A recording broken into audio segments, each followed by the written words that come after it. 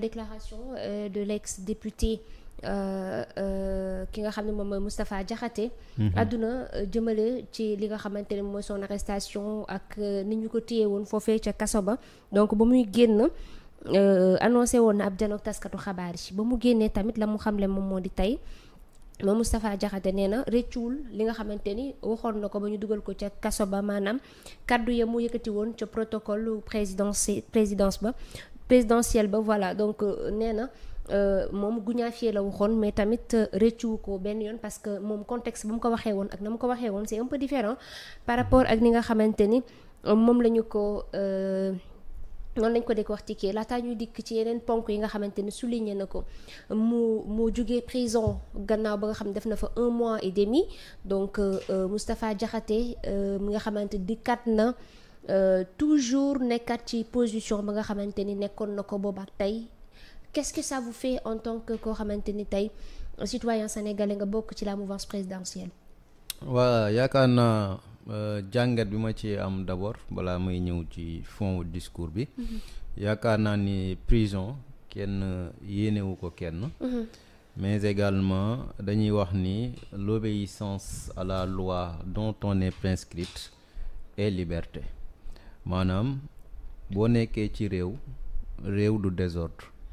réew dañ koy organiser teg un état fort boo xam ni dafay veiller sur l'ordre public, mais également am une puissance boo xam ni mooy tax mu mën a gérer les citoyens ci seen sécurité également.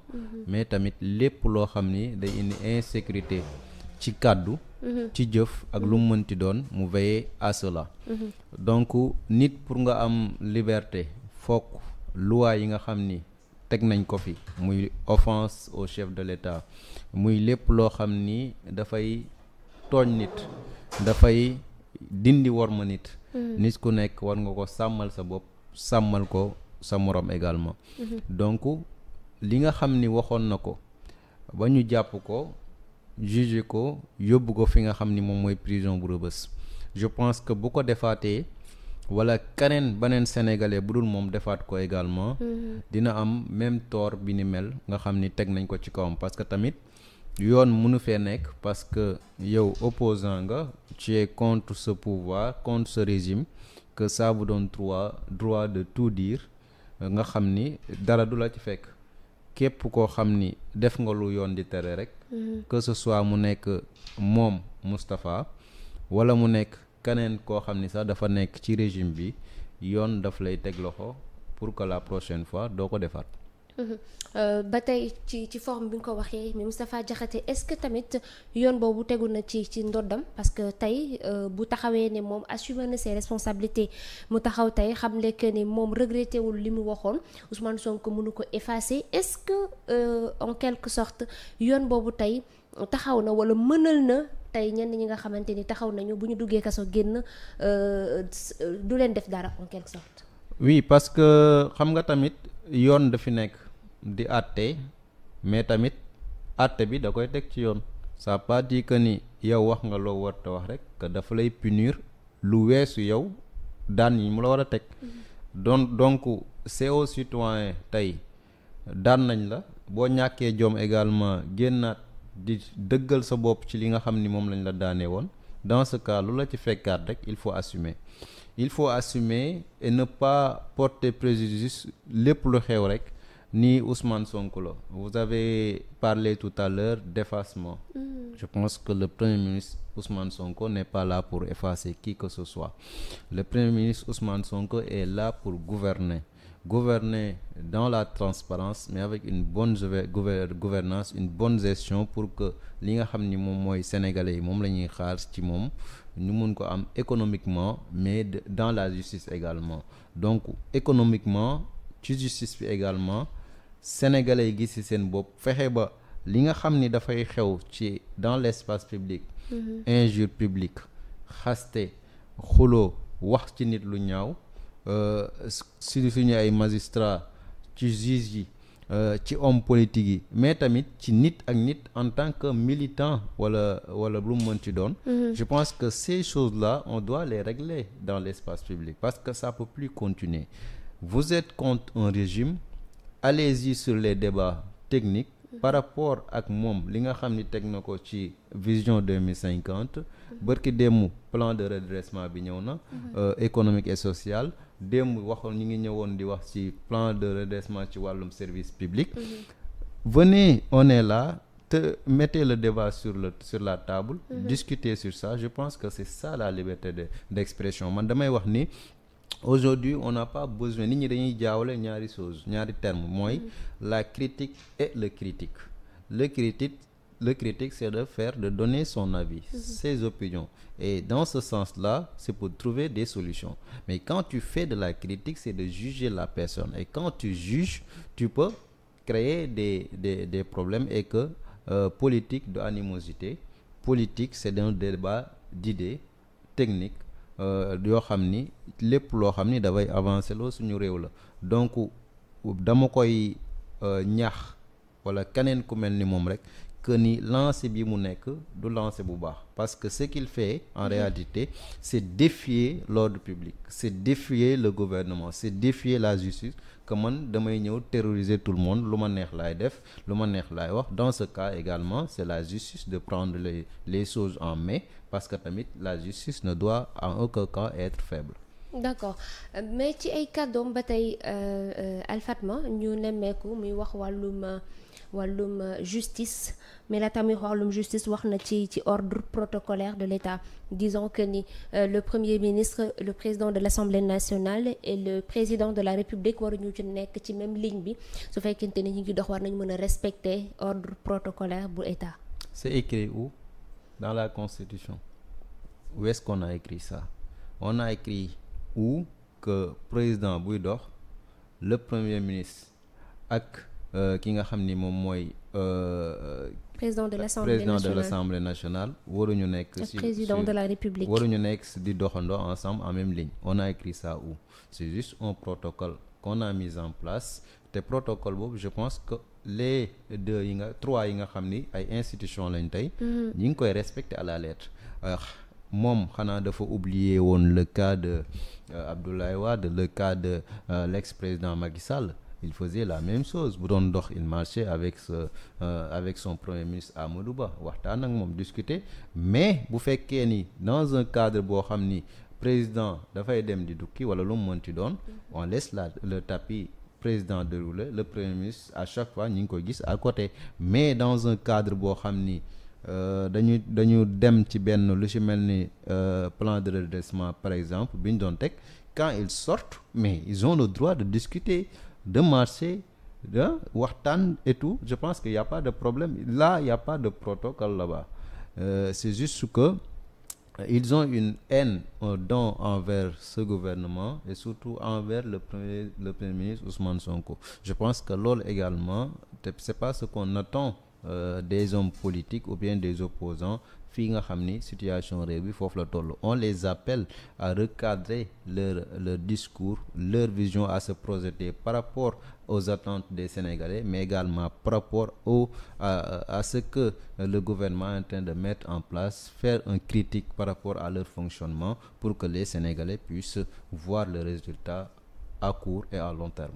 Voilà, donc moom Moustapha Diakhaté loolu la daal di xamle que ni dafa nekk loo xamante ni dafa contraire par rapport à l'esprit républicain. Mais toujours bu ñu toogee wala ñu rester ci li nga xam moom mooy la déclaration, bien la dernière sortie de Moustapha Diakhaté mi ngi critiquer li nga xamante ni moom moo di la justice sénégalaise, alors même jusqu'à dire que le procureur Ibrahima Ndoye procureur u Pastef la, parce que autosaisiroon na ci kaw Moustapha Diakhaté mooy kaawam moom. Par contre bi le premier ministre Ousmane Sonko wëkkatee ay kàddu ci digganteem ak le président de la République autosaisirul.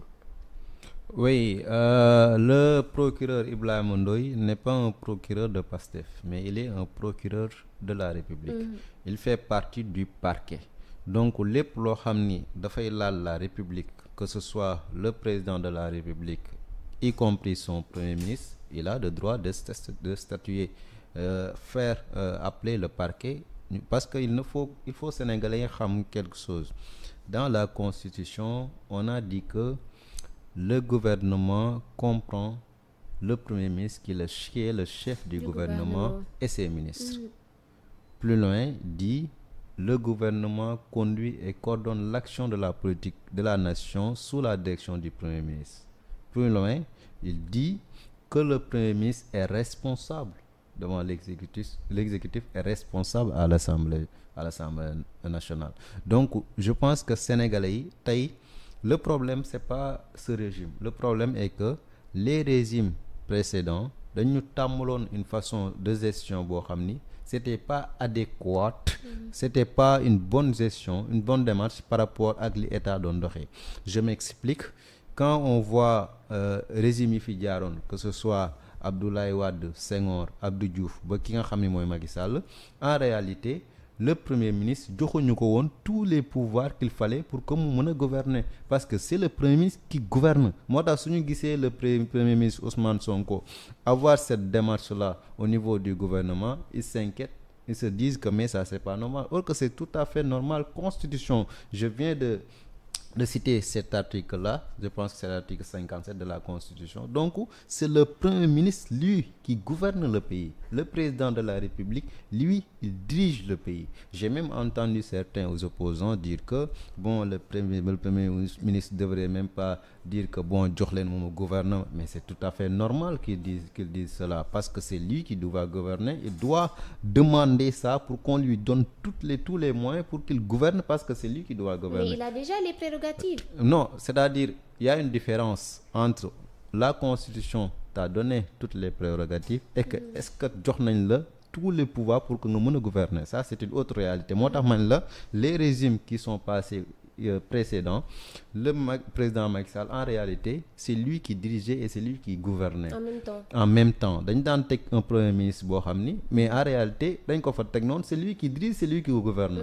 Moo lay wax nii ngay doxee nii, or que c'est pas comme ça. Même les autres ministres là, da ngay gis ko am problème ak presse, allez mu dem ci directeur, dem ci ministre tutelle, dafay dem directement ci président de la République. Te loolu noonu dafay affaiblir les institutions et dafay affaiblir les ministères. Je pense que ministre bu si nekk loolu tax le président de la République il a dit que je veux des DG forts, des ministres forts, un premier ministre hyper fort. Il parlait dans ce sens, c'est-à-dire mënuñu teg des directeurs et des ministres yoo xam ni dañ leen war fal pour ñu liggéey di xaar ci ñoom résultat, or que en réalité c'est pas eux qui dirigent. Je pense que problème boobu la ñi fi nekkoon tey ba tey ñu nekk ci opposition am. C'est-à-dire dañu tàmm di gis un président boo xam ni moom mooy diriger mooy gouverner. Donc bu ñu ñëwee tey am un président boo xam mi ngi diriger, un premier ministre boo xam ni il a tous les pouvoirs pour gouverner comme ni ko constitution joxe. Dans ce cas dañuy am problème parce que tàmmuñu ko en réalité. C'est pas parce que yow li nga tàmm que loolu mooy dëgg, mën nga tàmm loo xam également baaxul. Je pense que problème yi di am yëpp ça vient dans ce sens, c'est-à-dire problème la boo xam c'est un problème antérieur boo xam ni sénégalais yi ñoo tàmboon une façon de faire boo xam ni bokkul amaana ak li nga xam ni sax moom la constitution wax. J'ai dit tout à l'heure que le premier ministre il est responsable devant l'exécutif et il est responsable à l'Assemblée nationale. Loolu constitution moo wax, donc moom dafa am pouvoir de gouverner. Comme ni ko waxee tout à l'heure nga ni le premier ministre il est responsable devant le gouvernement. Devant l'exécutif et devant l'Assemblée nationale. Est-ce que c'est le même cas par rapport à la justice, c'est-à-dire le pouvoir judiciaire? Tey jii ñu bari yàgg nañu wax que ni indépendance de la justice ñu ngi ko doon xeex, ñu ne rupture la ñu bëgg. Est-ce que rupture boobu noonu tey constaté nañ ko sous le régime de Diomaye?